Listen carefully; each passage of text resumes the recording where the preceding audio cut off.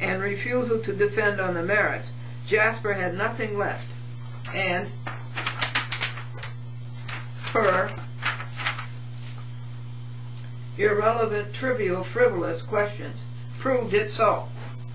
Hansbury failed to take judicial notice of the record. Glendora has vigorously defeated the Saddley gang in both state and federal courts many times. This is a public record, and Hansbury should have taken note of it. Only Glendora acted in good faith. Hansbury and Jasper did not. Presumption of constitutionality, why Glendora should have a new trial. Due process under the law on equal protection under the law guarantees that Glendora be compensated in whole for the losses incurred and damages suffered at the hands of the defendants who acted in the absence of good faith and honesty. Sadly, Stevens, Burke, and Burke never acts in good faith. It's always in bad faith. They never act in honesty. It's always in lying and cheating. I speak of you, Sadly, Stevens, Burke, and Burke law firm.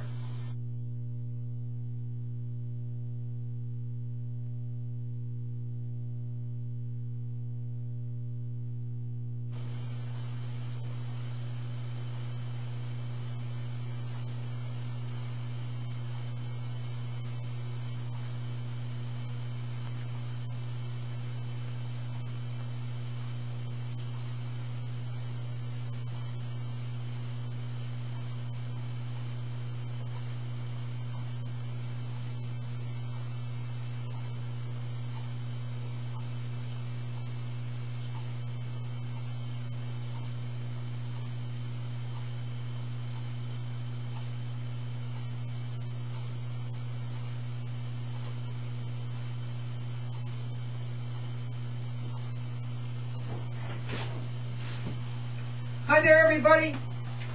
How are you today? Just miserable, right? Well, I'm here to make you more miserable. Guess what? The squirrels and the birds have eaten all of their peanut butter sandwiches. The churches give me bread that the grocery stores give them, and then after they finish, the churches finish feeding the poor people, then they give it to me, and I feed the poor animals. And I made them at least 20 peanut butter sandwiches, and they've eaten them all. There was a big crow here, there was a squirrels, there's the little birds. I haven't seen a cardinal this year.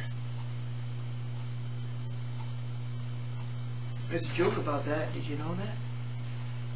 The Pope got the bird flu, he got it from his cardinals. This is Glendora versus Sadley, Stevens, Burke, and Burke, a law firm. And a lawyer, allegedly, Walter A. Saurack. S-A-U-R-A-C-K. This is a Park Avenue law firm groveling for $5,000 and selling their souls completely for $5,000. Acting in bad faith, cheating, lying, you know what else do lawyers do? And judges and clerks in the courts. Now we have covered the what happened at the trial January the 25th, 2007 from 5:15 p.m. to 6:50 p.m. We have covered the notice of appeal. We have covered the first attachment, which was at my account of what happened at the trial, and I had 5 witnesses with me, Patrick and Suzanne and Mary and Lydia and Art. We have recounted the horrible violations of public policy and the cover-up and the obstruction of justice by the trial judge, one Brian Hansbury, part-time judge for the city of White Plains. He's a lawyer. Also, naturally, there's going to be a conflict of interest. So, we have done 100 pages of this report to you, and we have 70 left. And so we're on 101 now. So let us continue. Sawrock wrongfully claimed in both orders to show cause to stop Glendora's collection of $5,020 from Cecilia Masterilli. He wrongfully claimed that the court had no jurisdiction, and he wrongfully and ignorantly claimed that the court had no jurisdiction. He was beaten down on this 3 times. Now this cost Glendora the damages in ergs, hours, and dollars, and this is the gravamen of the Glendora lawsuit, and the gravamen that Glendora pleaded. Yet the defendant comes to court on January the 24th, the trial date, 2007, with no jurisdiction defense left, and asks for a dismissal on the basis of 3 papers from the appellate term. An outside court, ultra vires, out of bounds, foul ball. And Hansbury is ensnared. He's trapped. But the appellate papers are null and void. They are null and void because they are unsigned. A paper is not an order until it's signed by a judge, and in this case 3 judges in the appeals court. Neither Hansbury nor Jasper were able to cite one law why Glendora should not receive the $5,000 damages. And even his abysmal order, Hansbury's abysmal order, so-called, did not cite one law. This is supposed to be a court of law. It's not supposed to be a court of conclusories. It's a court of law. Why Glendora should be denied her damages. Jasper produced no evidence as to Glendora versus Satterley. Where is Hansbury's manliness? Glendora has had to lower her standard of living several times by moving upstate to less rent, while Park Avenue, Satterley, Stevens, Burke and Burt, Walter, Sawrock, Robert Callaghy wallow in her $5,020 and try to steal it from her, and there they are paying rent in the MetLife building, 230 Park Avenue. Where is your manliness? All of you. Glendora is widowed at 78 years old, and you are groveling to get $5,000. Now I told you folks, I really don't care about the $5,000, but I do care about right and justice in the courts. And if I ever won the $5,000, I would probably give it away. I'd probably give it away to the kitty cats. Help the kitty cats and the doggies, and help the homeless. Conflict of interest. Hansbury is a practicing lawyer. He is only a part-time judge. Obviously, when Glendora sues a lawyer in a law firm, Hansbury has an interest and a conflict, doesn't he, of interest. Page 103. Hansbury condoned the silence of defendant as to the merits of Glendora's claims. The evidence was so overwhelming that the ignorant lawyering was so blatant and the shoddy workmanship so blatant, it was prima facie, and yet he tried to ignore it, and he did. They really make fools of themselves. They never do attain, they never achieve, they never execute, they never perfect. They just slither around the law and the facts. But res ipsa loquitur, good old Latin expression, things speak for themselves. The record is here. The merits of Glendora's claims stand unchallenged. Any case not ruled upon the merits can be brought again. Hear me well, folks. If the case is not ruled upon the merits, it can be brought again. And the same applies to Hansbury's trial. It can be brought again. You did yourself no good, Hansbury. You did the city of White Plains no good. You were blinded by your self-interest. And it's coming around and it's going to kick you in the gluteus maximus. Hansbury renders the courts meaningless. Hear me well. Hansbury renders the course meaningless. We will put that on the TV screen in graphics. Bold colors. Boldly outlined colors. Sadly, Stevens, Burke & Burke, a corporation, failed to discharge their duties properly in defense of public policy, and lack of good faith is rampant. Hansbury, condoning the silence of the defendant as to the merits of Glendora's claims, speaks also that he knows that Glendora is right. Hansbury, instead of protecting his city, his county, his country, his state, instead of protecting them from ravages, he protects himself and his abettors from being caught. Well, you've been caught. Hansbury, no matter what he does, with assist, connive, countenance, second, support, sustain, uphold, it does not change the fact. You can do all the assisting and all of the countenancing and all the conniving and all of the sustaining and support and upholding and seconding and abetting. It doesn't change the facts. The facts are here. The facts are on TV. The facts are on the internet. And you are not going to change them.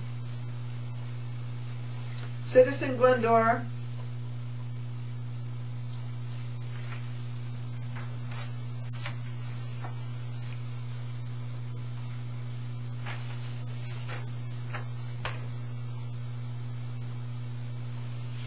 is damaged by the ignorant,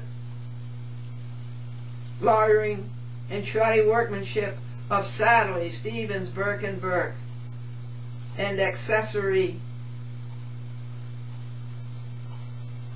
Masterilli, and so-called lawyer Walter A. Sorrow. All the cheating that Hansbury sputters does not change the truth.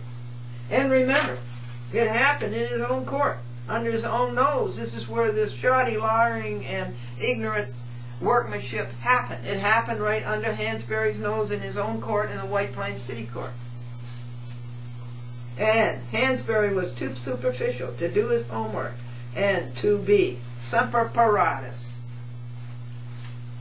Sadly, Stevens, Burke & Burke is fully aware of the economic damages that they have caused this 78-year-old widow.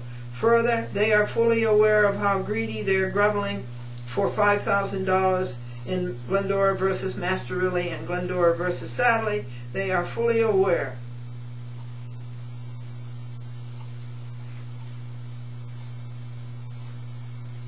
and how this case looks to you folks, the public. Their acquisitiveness has made fools of them, and you got caught, Hansbury.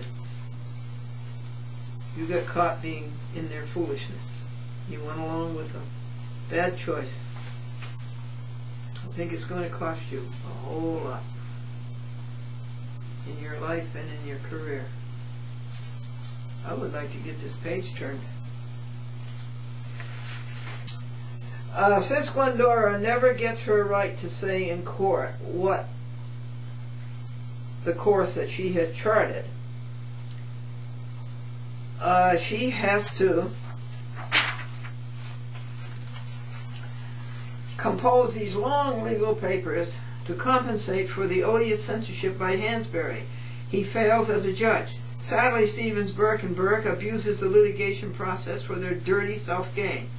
And Hansbury was too interested in his self-gain to compensate the taxpayers of White Plains $5,000 in sanctions.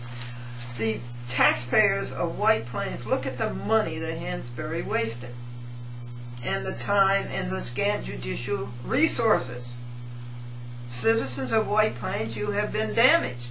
Taxpayers, your money has been squandered by an incompetent judge and lying, thieving lawyers. Sadly, Stevens, Burke & Burke, Walter A. Sorrow, and a better accessory before the fact and after the fact, Cecilia Masterilli. Jasper had no defense. She just had rationalizations and dodges like kids caught with their hands in the cookie jar.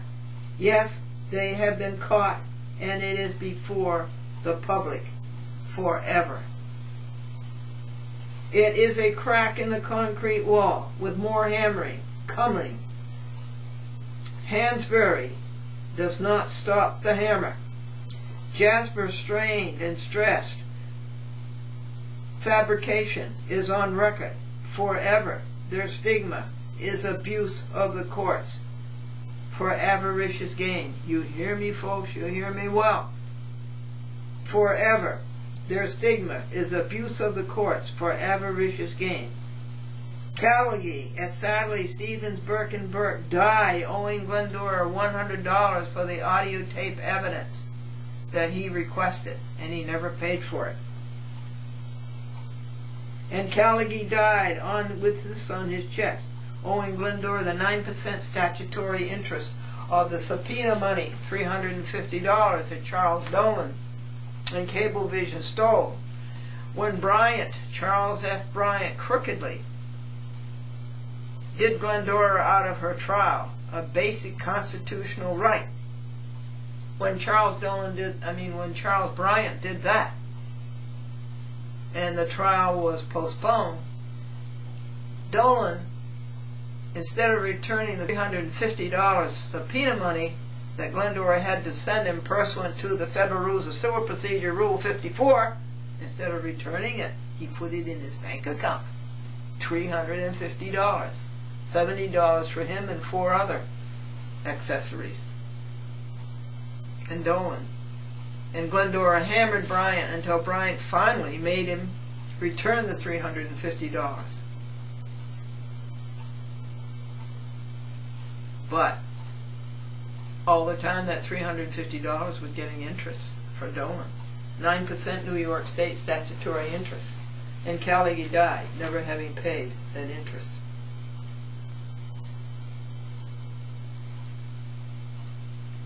And this is Charles F. Dolan, the owner of Cablevision. They call it a public corporation, but that's a masquerade. It's a family company, and that's it. And Dolan gives $3 million a year to himself, and he gives $3 million a year to his son James, and then of course his son Patrick, and then of course his son so-and-so, and his son so-and-so. And he's put the $350 in his bank account instead of returning it to its rightful owner, Glendora's husband. Can you intercept a Park Avenue liar being that cheap? Well, it is in their record. The relief that Glendora sought in White Plains City Court is supported by Civil Practice Laws and Rules 201, 204, 105, and 8101. Satterley's long list of lawsuits brought by Glendora is evidence beyond refute of the economic damages that Satterley has caused Glendora. They are determined to keep a chat with Glendora off of public access TV, and public access TV is a law. It's federal, state, and municipal, and they are determined to censor it. And every time they take it off of TV, they get sued, and if they do it again, they'll get sued. And this has cost Glendora and Franklin piles and piles of money. My goodness.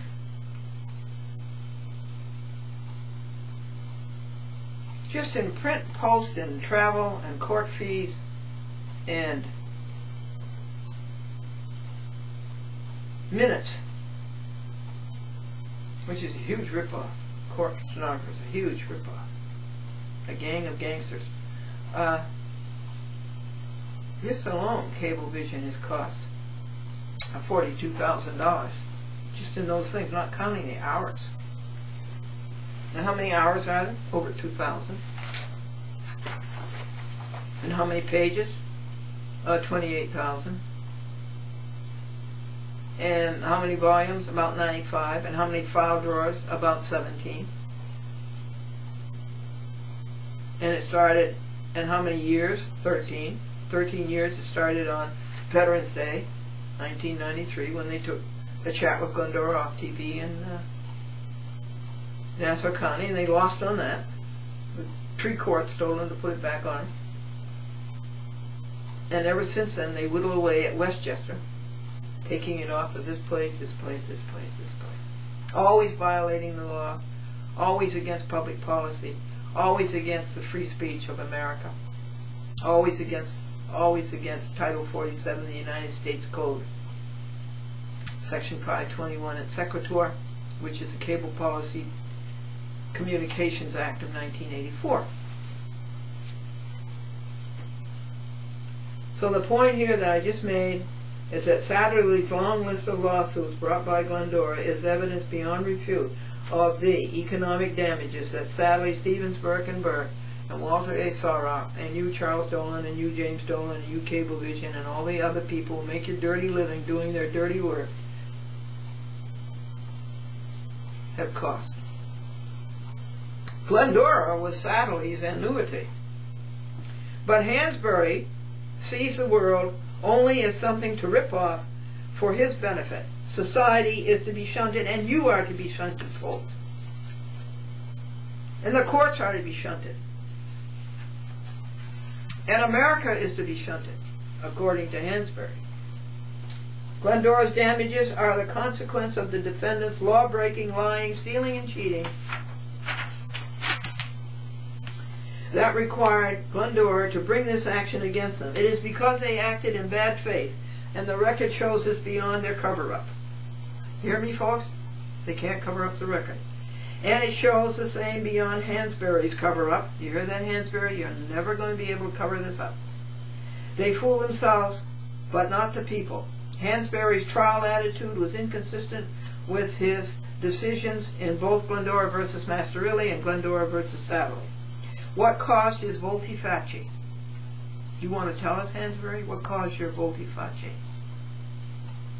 What happened? I want to know, and the public has a right to know. Glendora knows. Really, I know. And it is ultra vires. He did not focus on the case in front of him. He acted beyond the scope of Glendora versus Satterlee, Sawrock, Masterilli, and small claims in the city court of the city of White Plains. Add to this that he does not do his homework. To the hours and dollars that Glendora was damaged by Satterlee, Sawrock, Masterilli was sitting in front of Hansbury and in front of Jasper in the ad domen that Glendora submitted in open court on January the 24th, the day of trial, 2007. Neither Hansbury or Jasper read it nor opposed it. So it goes through. Glendora wins. Defendants lose. Jasper loses. And Hansbury loses. A new trial must correct this. The defendants presented no proof, no facts, no law why Glendora's damages should be disallowed. Do you hear that, folks? They produced no law. This is a court of law, after all. They came up with no law. No evidence was put forth to refute the cause. Regardless of Jasper's and Hansbury's foul play, it was a pleasure to stand up for right in court on January 24th, 5:15 p.m. to 6:50 p.m., 2007, with my 5 court monitors at my back, Suzanne and Art and Lydia and Mary and Patrick. Glendora stands up for all pro se litigants and all stolen courts. The courts belong to pro ses and to the people. They have been kidnapped by the lawyers, the insiders, the pernicious and avaricious, and the closed union shop is a mere fiction.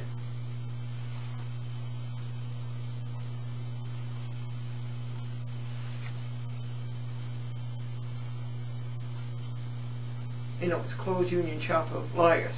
We don't want anybody else in. But let me tell you something about lawyers and how we can smash that. A lawyer does not have a license from the state of New York. You, the people of the state of New York, do not license lawyers. A doctor has to have a license. A veterinarian has to have a license. But a lawyer has no license. He has not been licensed by the people of the state of New York. All a lawyer has is a union card from a dirty pernicious, nasty union called the American Bar Association. That's all they have is a union card. No license. Let me tell you something else. By the 13th Amendment to the Constitution of the United States, anybody who holds a title of nobility is no longer a citizen of the United States. Lawyers hold a title of nobility, esquire. So they are no longer citizens of the United States, and they all have to be deported. Every lawyer has to be deported, every judge. They no longer are citizens of the United States. Bye. Hansbury's prepossession with trivia, frivolous extraneous is proof that he was afraid to face the merits because he knew that Glendora is right and she is right. And this lengthy litigation put Glendora behind 32 TV shows, 72 hours, and $107. I had to do this litigation, and I didn't get a chance to do a chat with Glendora. And you had to keep watching repeats. But that was rectified. Last week, I sent out 4 tapes, brand new programs, to all of the TV stations, to each of the TV stations. It was something like 304 dubs. It was 32 programs, a half an hour each. Last night, at 11:30 p.m., she got the work done. Oh, what's last night? When was this written?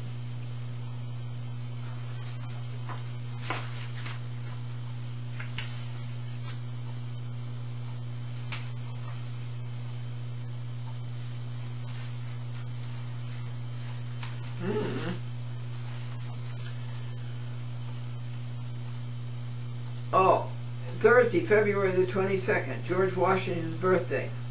She posted 4 1/2-hour shows. Okay, thank you. It was February 22nd, George Washington's birthday. To each of 47 TV stations, and every one was about the kidnapping of the courts. In Westchester County, in Putnam County, and also in Nassau and Orange County, and Suffolk County. Folks, why does a law firm have to have a lawyer represent them? A law firm consists of lawyers. Aren't there any good lawyers in that law firm who can represent them?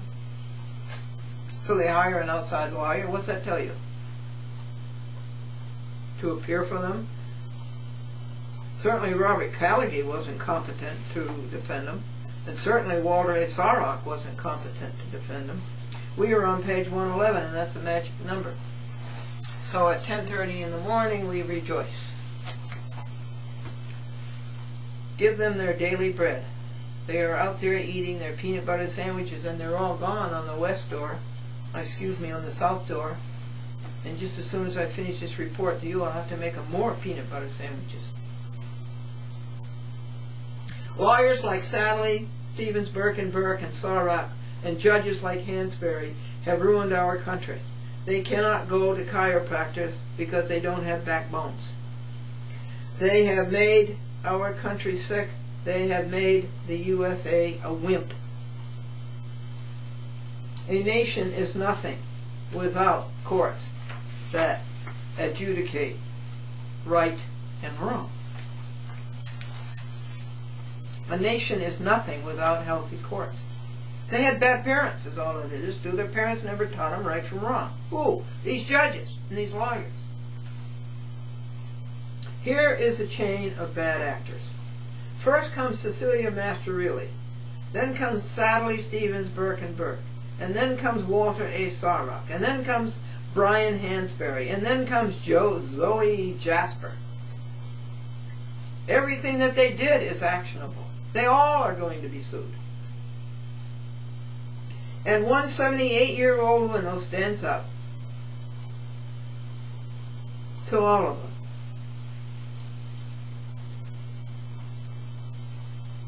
Cheered on by her 5 court monitors, Patrick, Suzanne, Mary, Lydia, and I. They are The second one's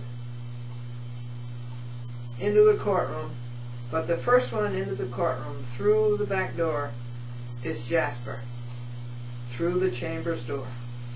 Hansbury would not acknowledge him in court because he doesn't want witnesses to his bad conduct and sacrilege to the court. But 6 of us know, and we show and tell. Glendora sees this whole case versus Sadly as a monumental call, a thrill, a blessing